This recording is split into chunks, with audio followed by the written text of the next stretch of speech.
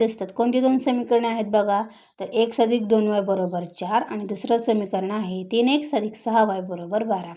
तर बघा, तर ही काय आहे, तर ही कसली समीकरणे आहेत, तर ती एकसहाय्यक समीकरणे आहेत. ठीक आहे, ग्राफद्वारे आपल्याला माहिती आहे, आपण ते सोडवलेले आहेतच सराव संचामध्ये.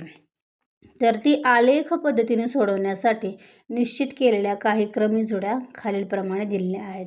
आता आपण ह्या समीकरणांद्वारे असं क्रमित जोड्या कशा काढायच्या आहेत किंवा त्यांची सारणी कशी करायची हे आपण सराव संच 1.2 मध्ये डिटेलमध्ये बघितलेलं आहे. त्याच्यामुळे यांच्या जे काही या ठिकाणी 2 समीकरण दिलेले आहेत त्यांच्याच काय आहे, त्याच्या खाली त्या 2 सारण्या आहेत. आता याच्यामध्ये तुम्ही बघू शकता, पहिल्या सारणीमध्ये म्हणजे पहिले समीकरण आहे बघा, x अधिक 2y बरोबर 4.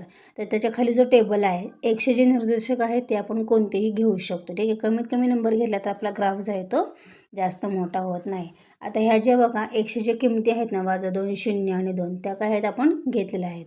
ठीक आहे, आपण कोणत्याही त्या घेऊ शकतो आणि त्याच्यावरून काय करायचं आहे, x च्या किमती वरच्या